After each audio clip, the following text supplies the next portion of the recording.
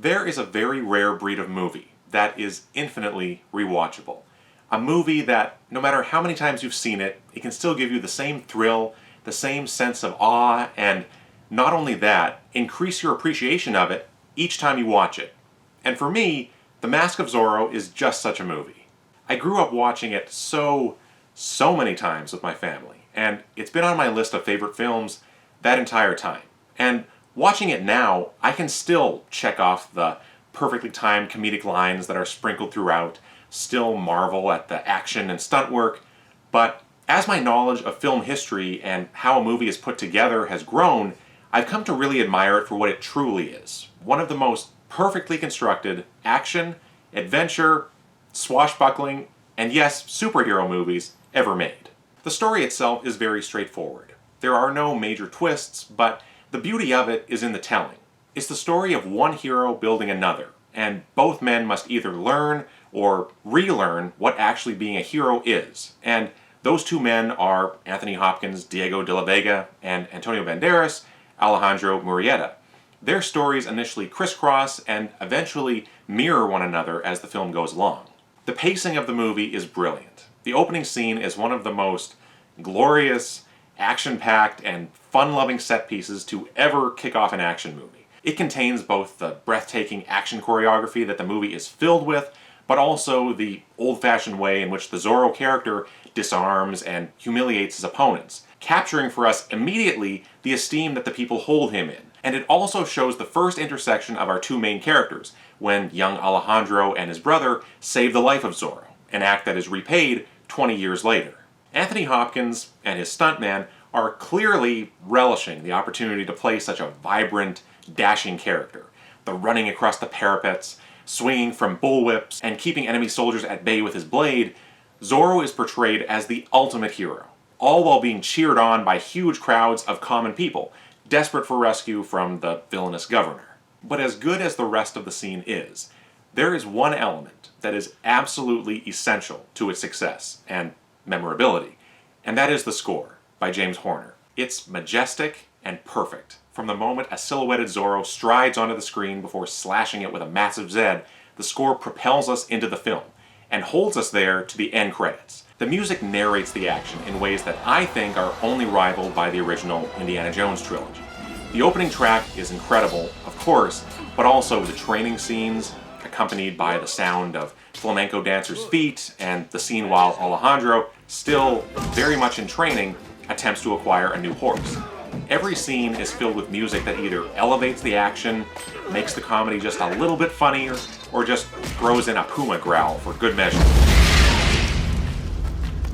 And the song that plays over the end credits, I Want to Spend My Lifetime Loving You, is, I would say, one of the most romantic and underrated love songs ever written. That epic melody, paired with Mark Anthony and Tina Arena's vocals, you can't help but watch the credits right to the end. But back to the mirrored stories of our protagonists. Both men suffer horrible tragedies almost immediately, with Diego having his wife murdered in front of him after what was supposed to be his last ride as Zorro, and Alejandro watching his brother get beheaded only minutes after we flash forward 20 years. What's so perfect about this is that it gives both characters clear motivation, that of revenge, and also reflect one another. Just prior to these events, we see both of them engaged in what they do best. Zorro rescues several men from a firing squad and leaves his mark upon the neck of the governor, and Alejandro is seen conning a group of soldiers and making off with a strongbox. And then just as quickly, everything they have is taken from them, sending them off on their destinies. Diego is forced to watch his baby daughter taken away by his mortal enemy, and then he's sent to prison. And Alejandro is reduced to a depressed, angry drunk. And then, just as in the opening scene where they first met, they are drawn back together.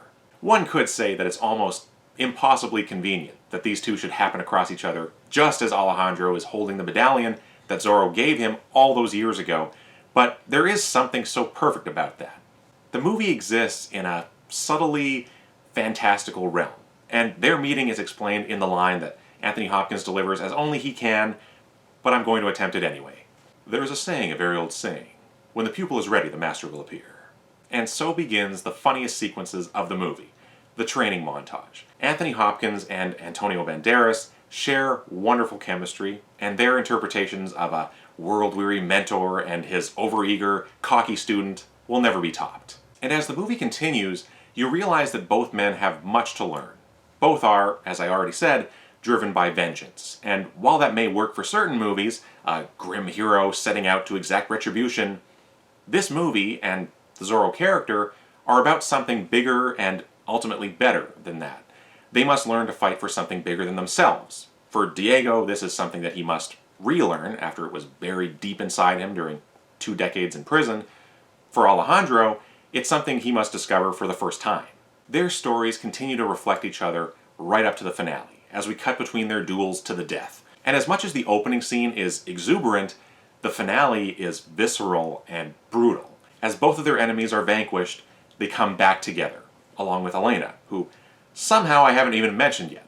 That moment is excellent as you see them all together without disguises or masks. Elena with the father she just met, who was Zorro, and with her future husband, who the mantle has passed to. And all three join hands before Diego dies. It's a very moving scene. Speaking of masks, I love how the first actual shot of the movie is young Alejandro cutting out and then peering through a mask of sorts. And the ending scene brings the story full circle, with Zorro, his wife, and their child blissfully happy. Every actor in the movie is perfectly cast.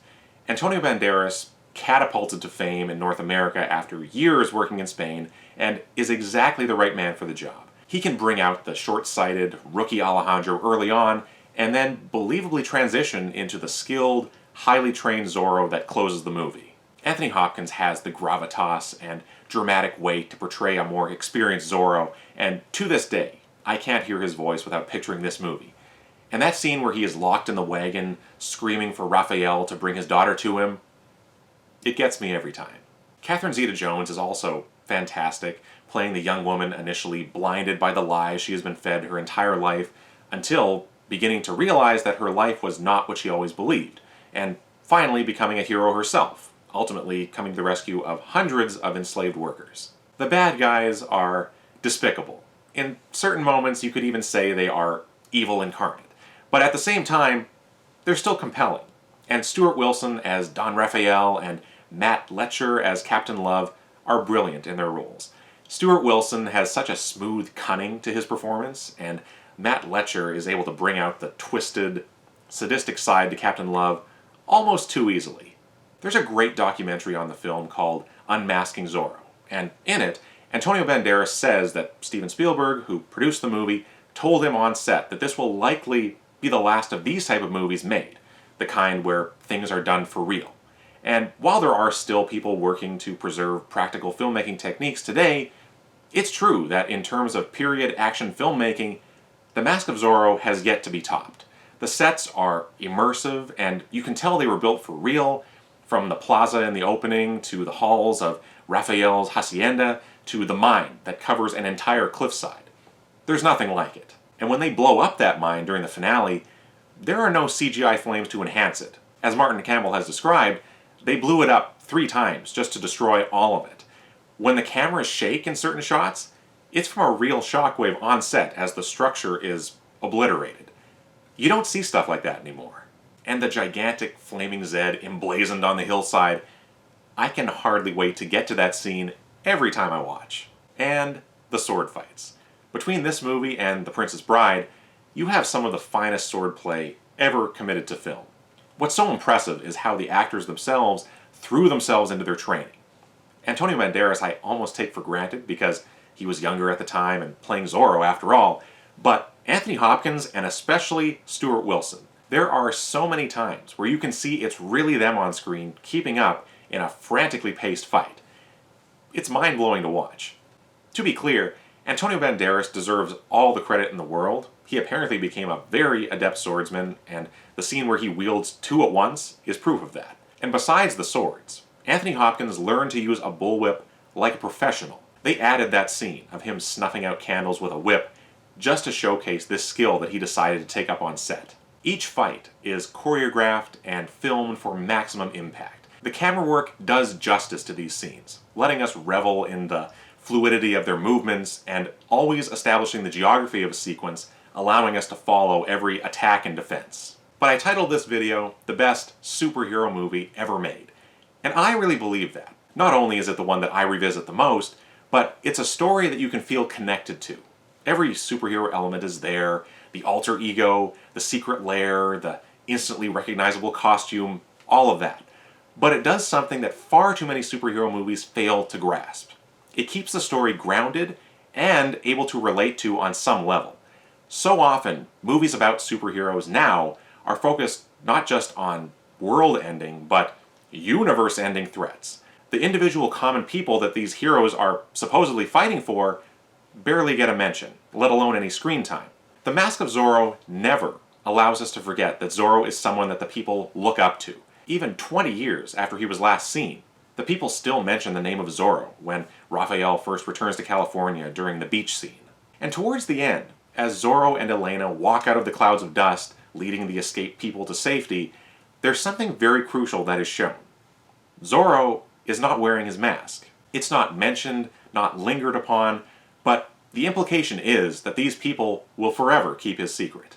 And while Zorro may not at first seem like he has superpowers, there's always something elevated about his abilities. His mastery of horse riding, dispatching a whole troop of soldiers without any of the others knowing, the way in which he flips, somersaults, and almost flies away from his enemies, to the way his name instills fear in the hearts of evildoers. Zorro is just as much an idea, a threat to the villainous, as he is an actual man. A superhero doesn't have to have some supernatural ability, but in the end, it should be a truly heroic character, but one who takes that to another level, setting aside his own grievances and even his own identity and ego to stand for something bigger than himself. And that is Zorro in every way. The closest comparison to him would be Batman, who, of course, is tied to Zorro, since The Mark of Zorro is often said to be the movie that young Bruce Wayne and his parents watched on the fateful night that set him on the course to becoming the Caped Crusader. I know Zorro existed long before this movie, with Douglas Fairbanks, Tyrone Power, and Guy Williams all having played him previously, among many others. And the character himself dates back to the original stories by Johnston McCulley. But this movie will always tell the definitive Zorro story to me, while also serving as a follow-up to the origins of the Diego de la Vega Zorro that had been told in those earlier films. On one final note, I just have to pay tribute to the director, Martin Campbell. His resume is quite impressive. Amongst his filmography, he reinvigorated the James Bond franchise twice, and more recently has been making a string of smaller scale, but very well made action films, starring the likes of Jackie Chan and Liam Neeson. But I believe his crowning achievement is, and always will be, The Mask of Zorro. His knack for telling a classic story filled with memorable performances and some of the best swashbuckling sequences in film history is something to be celebrated. And even though it's extremely unlikely, I will always have a little bit of hope in the back of my mind for a third Zorro movie. The legend of Zorro can never match the success of its predecessor, but it's a worthy sequel in its own right. And Antonio Banderas would be amazing as a more seasoned Zorro. But anyway, I hope you've enjoyed this little retrospective on one of my favorite movies. If you've somehow never seen it, I hope you'll remedy that soon, and if you have, watch it again. It never gets old. Thanks so much for watching. Adios for now.